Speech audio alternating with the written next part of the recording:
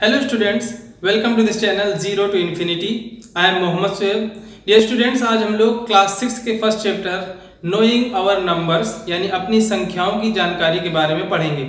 संख्याओं से आप सभी लोग प्रीवियस क्लासेस में ही परिचित हैं. आज आप लोग संख्याओं का बेहतर तरीके से इस्तेमाल कर सकते हैं. आप लोग दी हुई संख्याओं का यूज कर सकते हैं, उनको जोड़ सकते हैं, घटा सकते हैं, भाग दे सकते हैं, गुणा कर सकते हैं. यानी आज आप लोगों के पास असीमित संख्याएं हैं और इन संख्याओं को यूज करना भी आप लोगों को आता है. आप अपने क्लास के स्टूडेंट्स को गिन सकते हैं, आप अपने स्कूल के सारे स्टूडेंट्स को गिन सकते हैं. लेकिन प्राचीन काल में जब मानव सभ्यता का उदय हुआ, ह्यूमन सिविलाइजेशन डेवलप होना शुरू हुई, तब हमारे पास इतनी लिबर्टी नहीं थी. प्रीवियस टाइम में हमारे पास बहुत ही लिमिटेड संख्याएं थी. जब हम लोगों ने ह्यूमन सिविलाइजेशन का धीरे धीरे डेवलपमेंट किया, उस समय तक हमारे पास सिर्फ 1 से लेकर 9 तक संख्याएं थी और इस लिमिटेड गिनती से ही हम लोग काम चला लेते थे.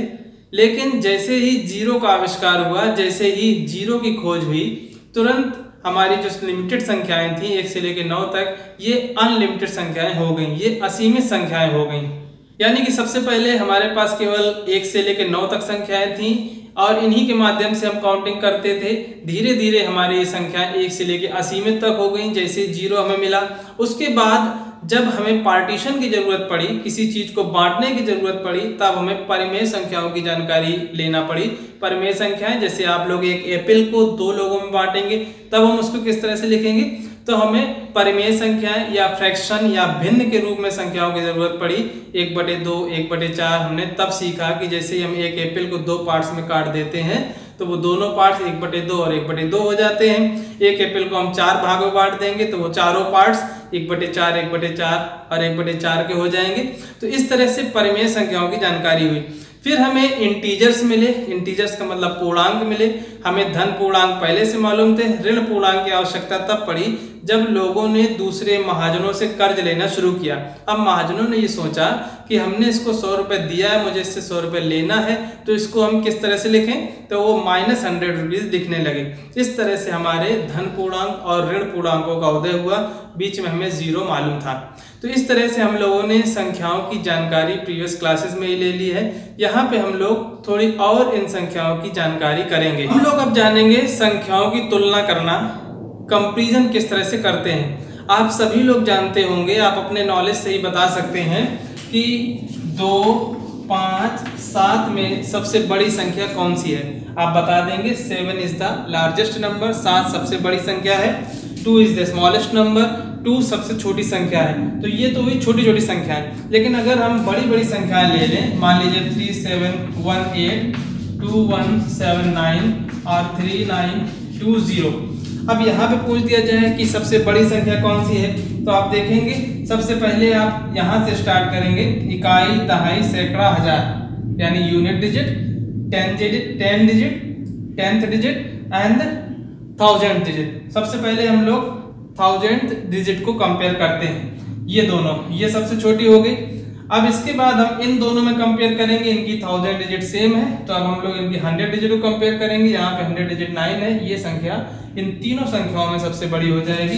तो हम इसको कहेंगे 3920 इज लार्जेस्ट, सबसे बड़ी. ये सबसे बड़ी संख्या है इन तीनों संख्याओं में, सबसे बड़ी संख्या. तो इस तरह से हम लोग संख्याओं की तुलना करना जानते हैं. संख्याओं का कंपैरिजन हम लोग कर सकते हैं. आपको 2 नंबर्स दे दी जाए और उन दोनों नंबर्स में पूछा जाए कि कौन सी संख्या बड़ी है, कौन सी संख्या छोटी है, तो आप लोग बता सकते हैं.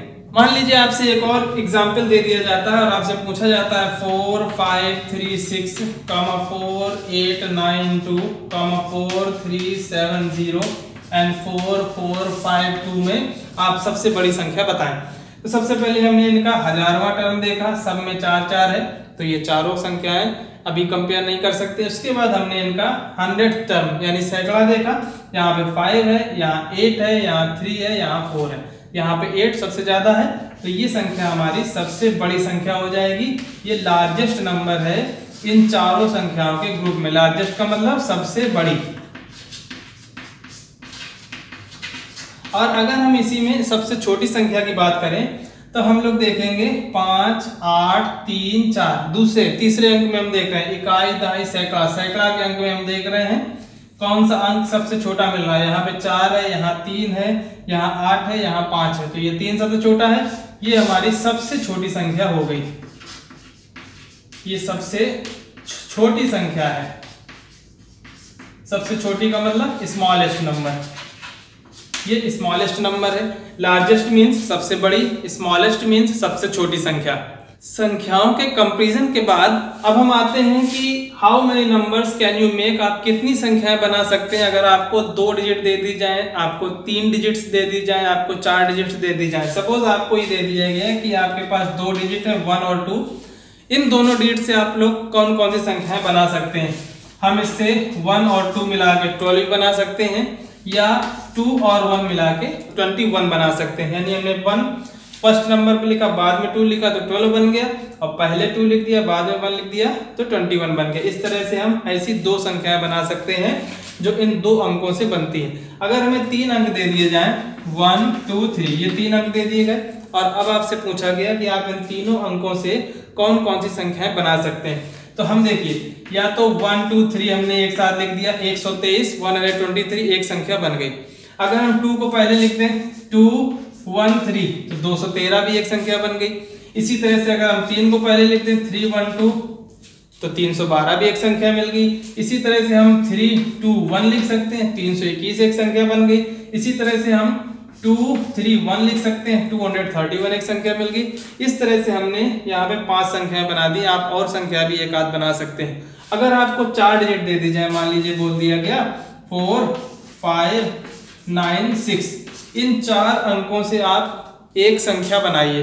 जब आपको एक संख्या बोल दिया तो आप क्या करेंगे, 4 5 9 6 आपने ऐसे लिख दिया, ये एक संख्या बन गई। 4596, 4596 आपकी एक संख्या बन गई। कोई और संख्या आपको बनाना हो तो आप 5 4 9 6 लिख सकते हैं, 5496 आपकी दूसरी संख्या बन गई। और संख्या आपको बनाना है तो 9 5 4 6 आप लिख सकते हैं। इसी तरह से 6 5 4 9 लिख सकते हैं। यानी आप ये 4 अंकों को यूज करके इनके ऑर्डर को, इनके क्रम को आगे पीछे करके कई संख्याएं बना सकते हैं। कितनी संख्याएं बना सकते हैं वो एग्जैक्ट नंबर में यानी आने वाले क्लासेस में आपको पढ़ने को मिलेगा, जब हम लोग नए नए फार्मूला सीखेंगे। यहाँ पे हमें सिर्फ ये देखना है कि इन 4 अंकों से हम कैसे संख्याएं बना सकते हैं। हम यहाँ पे पढ़ रहे हैं आप कितनी संख्याएं बना सकते हैं, तो 4 अंकों से आप देख रहे हैं हमने ये संख्या बना दिया, ये बना दिया, ये तो हुई संख्याएं बनाने की बात। लेकिन अगर आपसे ये कह दिया जाए कि इन 4 अंकों से बनने वाली सबसे बड़ी संख्या कौन सी होगी, तो सबसे बड़ी संख्या के लिए हम क्या करेंगे, सबसे बड़ी कह दें या लार्जेस्ट कह दें। सबसे बड़ी संख्या इन 4 अंकों से बनने वाली सबसे बड़ी संख्या या लार्जेस्ट, आप लोगों को इंग्लिश भी मालूम होना चाहिए। लार्जेस्ट नंबर कौन सी होगी इन 4 अंकों से बनने वाली।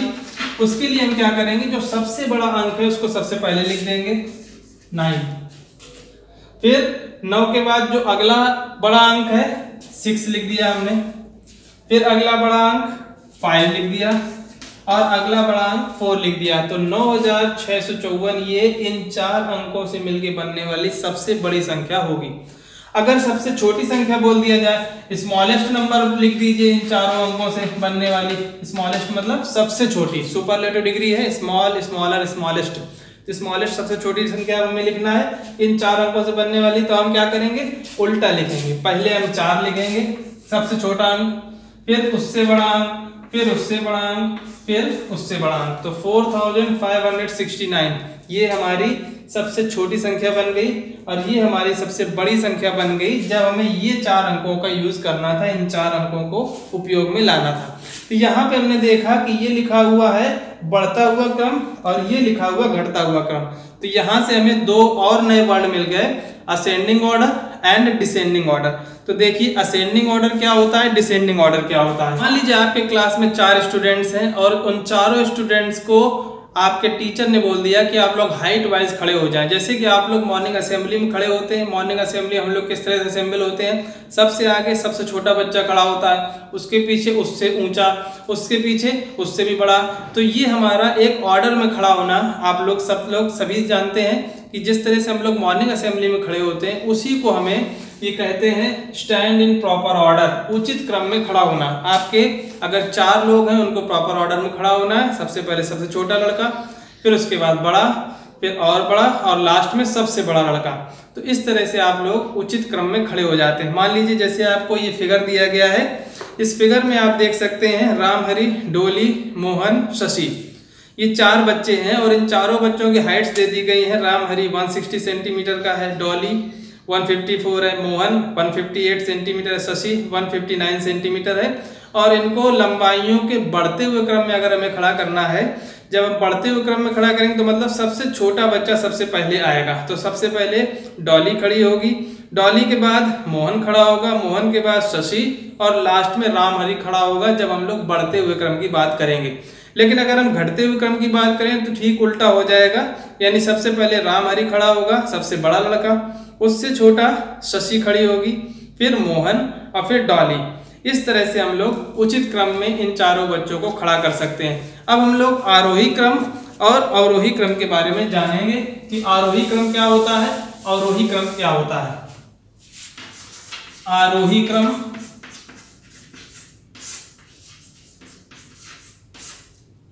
इसको बोलते हैं असेंडिंग ऑर्डर,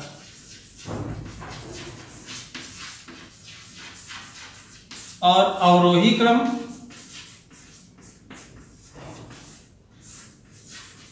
इसको बोलते हैं डिसेंडिंग ऑर्डर।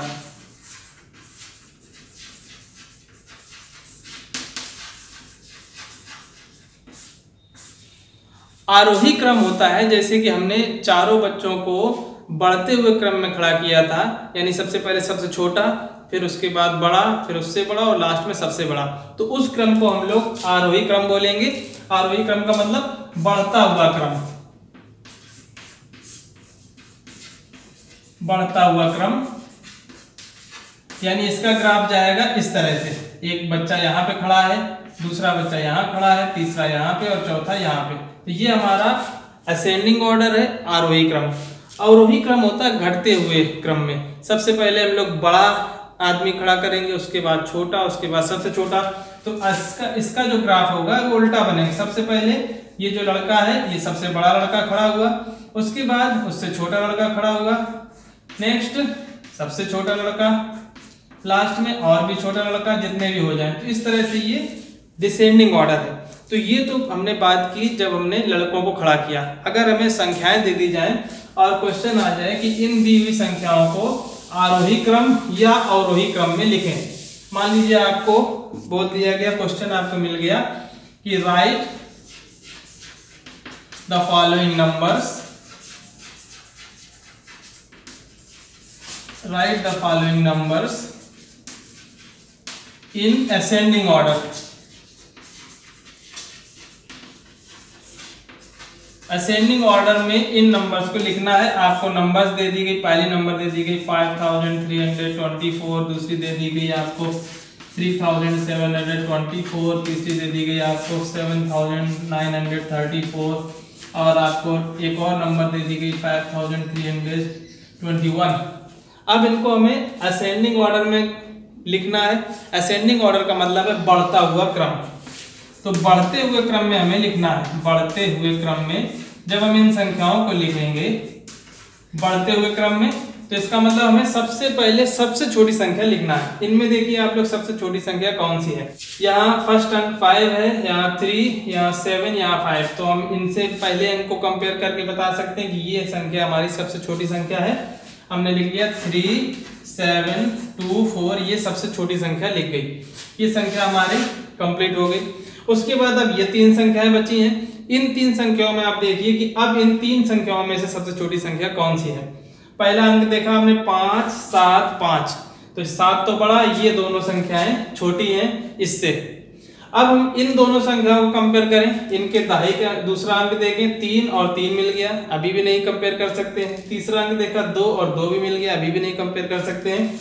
और चौथा अंक जब हमने देखा ये 4 है और ये 1 है, यानी कि ये संख्या छोटी है। ये लिखा है 5324 और ये लिखा है 5321, तो 5321 छोटी है। तो अगली नंबर हमारी हो जाएगी 5321, ये नंबर भी लिख गई।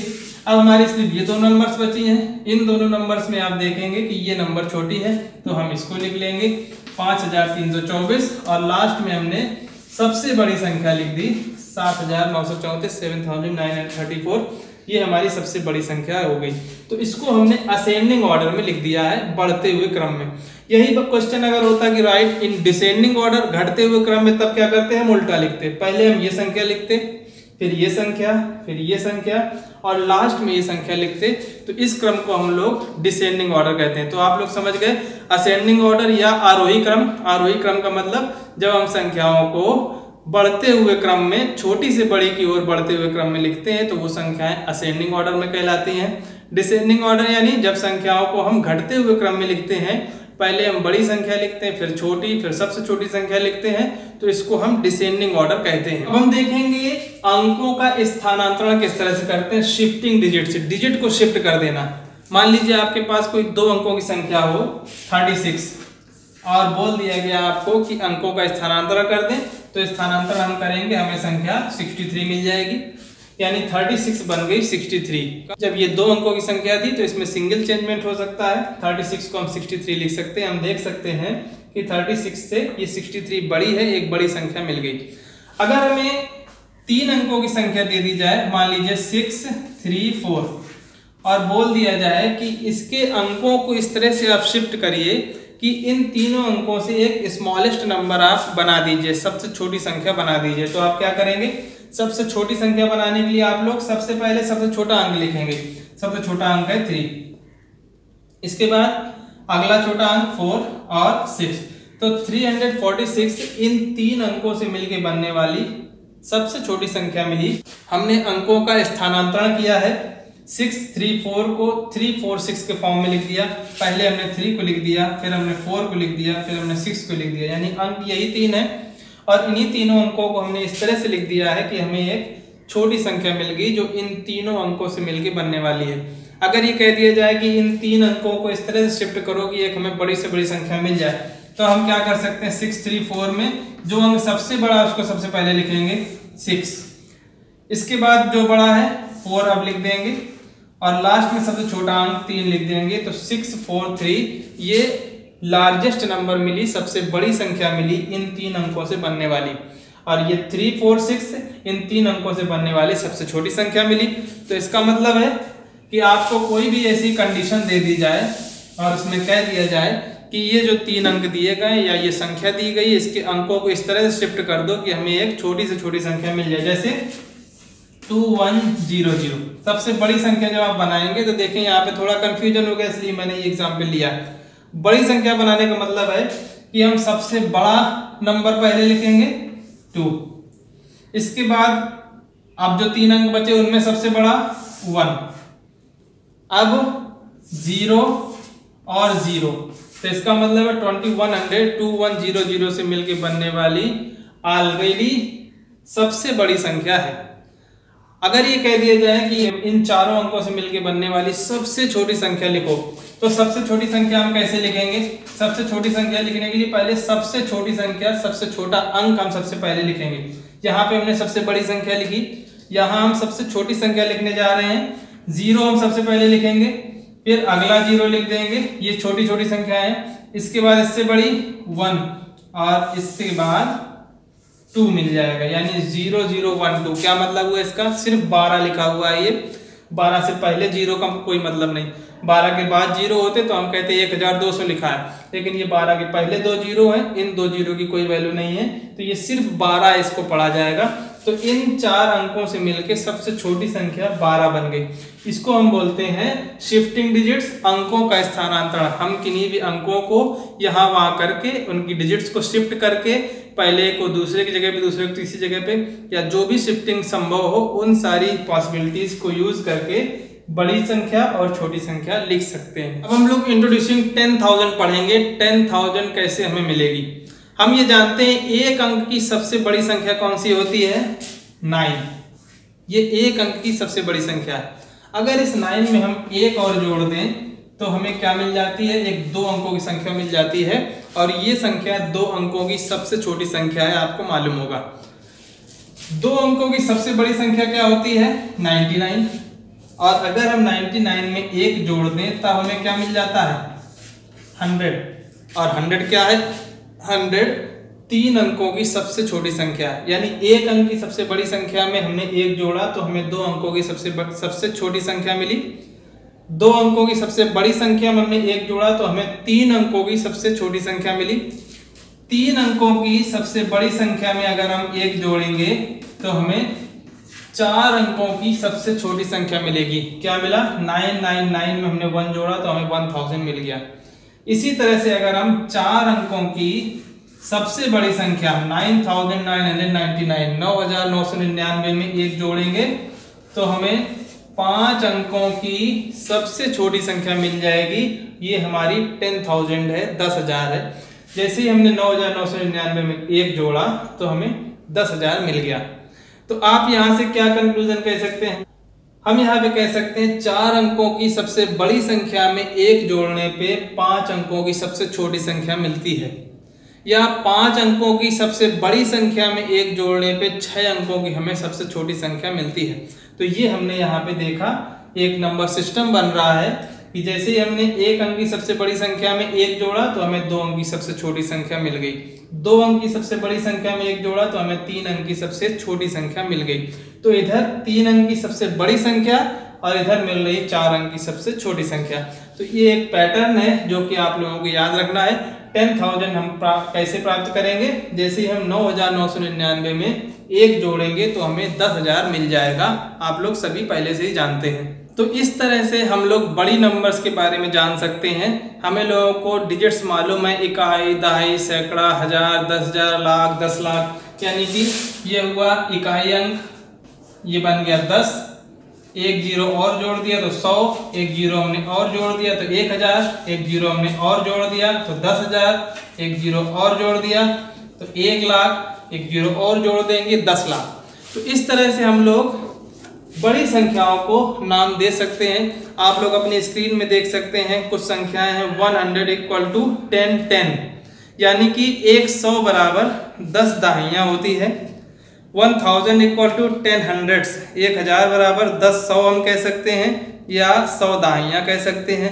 1 लाख बराबर होता है 100,000 के या 1000 100 के। तो 1 लाख इक्वल टू 100 थाउजेंड्स कह सकते हैं या 1000 हंड्रेड्स कह सकते हैं। इसी तरह से 1 करोड़ के बराबर होते हैं 100 लाख या 10,000 हजार हो जाएंगे, यानी कि 100 lakhs या 10,000 थाउजेंड हो सकते हैं।